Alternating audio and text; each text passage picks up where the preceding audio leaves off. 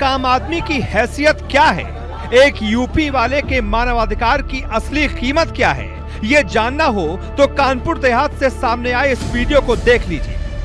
बच्चे को लग जाएगा, बच्चे को। अस्सलाम वालेकुम, आदाब, नमस्कार दोस्तों। मैं हूं शम्स सईद और आप देख रहे हैं न्यूज़ हर खबर आप तक। दोस्तों, मैं बात करने वाला हूं आज उस खबर के बारे में, उस इशू के बारे में जिसने चारों तरफ जो है चहल पहल पैदा कर दी है और जिसने चारों तरफ जो है सरगर्मी पैदा कर दी है।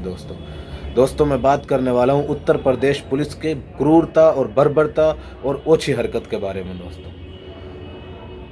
क्रूरता इसलिए कह रहा हूं दोस्तों कि आप अगर उन वीडियोस को देखेंगे, उस मुद्दे को देखेंगे जिसके बारे में मैं बात कर रहा हूं, तो आप खुद तसव्वुर करेंगे कि UP police, Uttar Pradesh police किस हद तक गिर चुकी है और किस ओछी हरकत पर उतर आई है। दोस्तों आपने एक दो दिन पहले का वीडियो देखा होगा, किस तरह से एक बच्चे पर ये लोग लाठियां बरसा रहे थे और ये लोग किस तरह से वो बच्चे के बाप पर लाठियां बरसा रहे थे, जबकि वो बच्चे को गोद में लिए हुए बाप बार बार कह रहा था कि सर साहब छोड़ दीजिए, बच्चे को लग जाएगी, साहब छोड़ दीजिए, बच्चे को लग जाएगी।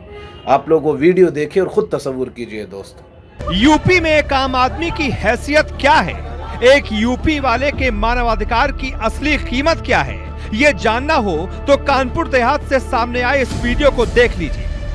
बच्चे को लग जाएगा, बच्चे को। वीडियो में दिख रहा है कैसे गोद में मासूम बच्चा लिए एक शख्स को इंस्पेक्टर साहब ने तब तक पीटा जब तक साहब की लाठी नहीं टूट गई। बच्चे का पिता चिल्लाता रहा, साहब बच्चा है, बच्चे को लग जाएगी, गिड़गिड़ाता रहा, रहम की गुहार लगाता रहा, मगर साहब का बीपी और उनकी वर्दी का गुरूर इतना हाई हो चुका था कि उन्हें शख्स पर जरा भी रहम नहीं आया। भांजते रहे लाठी पर लाठियां और जब मारते मारते लाठी टूट गई, उसके बाद भी साहब का मन नहीं भरा।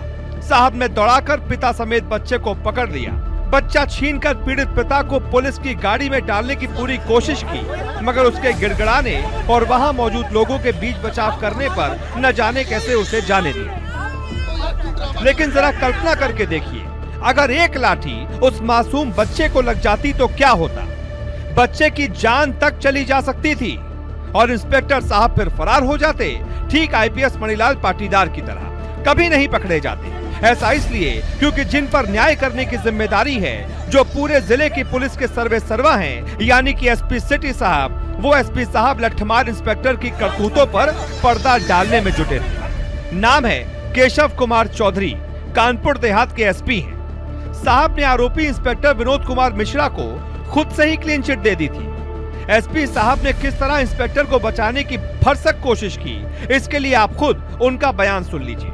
साहब कहते हैं, वीडियो में जिस व्यक्ति के गोद में बच्चा है वो अस्पताल में उपद्रव के आरोपी रजनीश शुक्ला का भाई है। वो भी भीड़ में जाकर भीड़ को उकसाने का काम कर रहा था, साथ ही उपद्रव करने का प्रयास किया जा रहा था। उसको भीड़ से हटाने के लिए न्यूनतम बल का प्रयोग करते हुए पुलिस बल द्वारा उसे वहां से हटाया गया। वह एसपी साहब, आपके हिसाब से किसी को मारते मारते लाठी टूट जाए तो वो भी न्यूनतम बल है?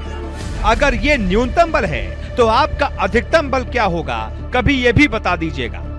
खैर, जो वीडियो वायरल हो रहा है उसमें साफ दिख रहा है कि पुलिस आरोपी रजनीश शुक्ला को गाड़ी में बैठा रही थी, तभी वहां उसका भाई पहुंच जाता है और पुलिस वालों से उसे छुड़ाने की मिन्नत करने लगता है, जो कि स्वाभाविक भी है। मगर उसकी ये हिमाकत इंस्पेक्टर साहब को इतनी नागवार गुजर गई कि उन्होंने उसे पीटते वक्त ये तक नहीं देखा कि उसकी गोद में मासूम बच्चा है, उसे भी चोट लग सकती है।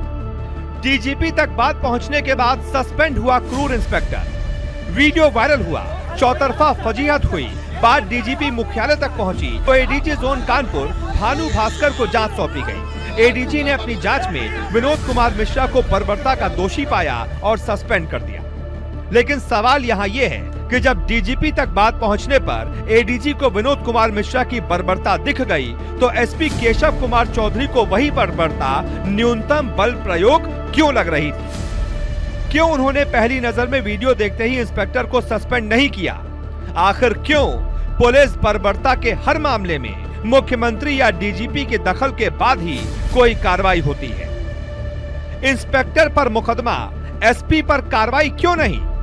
दो आम लोग आपस में लड़ाई करते हैं, एक दूसरे को पीट देते हैं तो यूपी पुलिस तुरंत एफआईआर दर्ज कर लेती है। लेकिन इंस्पेक्टर विनोद कुमार मिश्रा को बर्बरता के आरोप में सिर्फ सस्पेंड किया गया है। कायदे से तो उन पर भी आईपीसी 323, 504, 506 की धाराओं के तहत मुकदमा दर्ज होना चाहिए। साथ ही उसे बचाते आ रहे एसपी केशव कुमार चौधरी पर भी विभागीय कार्रवाई होनी चाहिए, लेकिन ऐसा नहीं होगा। तो दोस्तों, आपने वीडियो को देखकर खुद अंदाज़ा किया होगा कि यूपी पुलिस की क्रूरता और यूपी पुलिस की गुंडाई किस हद तक बढ़ चुकी है। दोस्तों, आपने खुद अंदाज़ा किया होगा कि वो बच्चा भी रो रहा है और बच्चे का बाप बार बार यही चिल्ला चिल्ला कर कह रहा है कि साहब छोड़ दीजिए, बच्चे को लग जाएगी। लेकिन नहीं, वो थानेदार अपनी वर्दी के नशे में इस हद तक चूर है और इस हद तक उसके जो है वर्दी का नशा छाया हुआ है कि वो तड़ातड़ जो है डंडे बरसाया जा रहा है। और जब तक डंडे बरसाता है, जब तक वो डंडा टूट नहीं जाता है या वो डंडा हाथ से छूट नहीं जाता है। दोस्तों, अब इसके बारे में ये खबर मिल रही है कि वहाँ पर जो बच्चे को जिस थानेदार ने वो मारा था उसको वो जो है सस्पेंड कर दिया गया है। दोस्तों, लेकिन सस्पेंड करना इसका मतलब सिर्फ सस्पेंड करना इस चीज़ का हल नहीं था, बल्कि होना ये चाहिए था कि उत्तर प्रदेश की पुलिस के इस घिनौने चेहरे को लोगों को एक मिसाल बनाकर पेश करते और इसको इस चीज़ की सज़ा मिलती। अब दोस्तों, सस्पेंशन के बाद क्या होता है, जब मामला ठंडा पड़ जाता है तो दोबारा से जो है उनकी जो नौकरी को जो है बहाल कर दिया जाता है और दोबारा से ये लोग वही हाल बचाते हैं। वो गरीबों पर जुल्म करते हैं और जो है अमीरों के तलवे चाटते हैं। आपको मालूम होगा, चार तरफ भाजपा, भारतीय गरीब जनता पार्टी, गरीब जनता पार्टी करके जो राग अलापती है कि हम उस पिछड़े वर्ग की पार्टी हैं, हम उस पिछड़े लोगों की पार्टी हैं जिनके लिए खाना मैसर नहीं है। इसी तरह से इन पिछड़े लोगों की पार्टी है। इन्हीं के शासित राज्य में, इन्हीं की शासित राज्य की पुलिस जो है गरीबों पर किस तरह से जुल्म ज़्यादती कर रही है और किस तरह से डंडे बरसा रही है, किस तरह से लाठी बरसा रही है।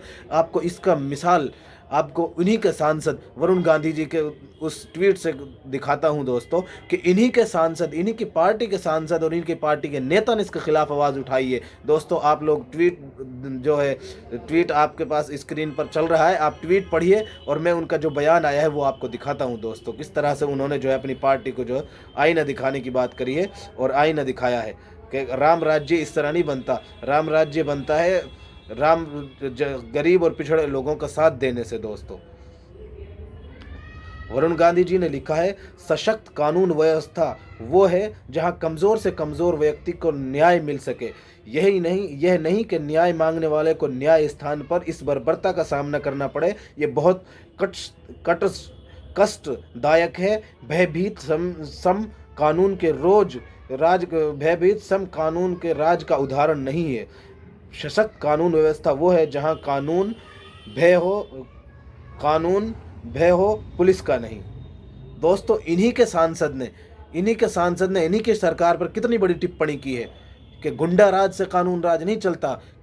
डर ये होना चाहिए, राज ऐसा होना चाहिए जिसमें जनता के दिल में उनका जो है पुलिस का डर नहीं बल्कि कानून का डर हो। दोस्तों, और इन्होंने मांग की है और ये वीडियो इन्होंने शेयर किया है। दोस्तों, जो आपने वीडियो देखा और हमने आपको दिखाया, यही वीडियो इन्होंने शेयर किया और ये मांग की है और तब जाके इसमें जो है थानेदार को जो है सस्पेंड किया गया है। दोस्तों, इस सब से ये साफ वाज़ेह हो जाता है कि यूपी पुलिस किस तरह से क्रूरता पर उतरी गई है। दोस्तों, हमारा आपसे निवेदन है कि आप इस चैनल को लाइक करें, शेयर करें और सब्सक्राइब करें दोस्तों, और इस वीडियो को ज़्यादा से ज़्यादा लोगों तक पहुंचाएं ताकि यूपी पुलिस का क्रूर चेहरा और यूपी पुलिस का गंदा चेहरा और यूपी पुलिस की क्रूरता और बर्बरता लोगों तक पहुंच सके। और अगर आप इस वीडियो को फेसबुक पर देख रहे हैं तो हमारे पेज हर खबर आप तक को फॉलो करें और लाइक करें। दोस्तों, धन्यवाद।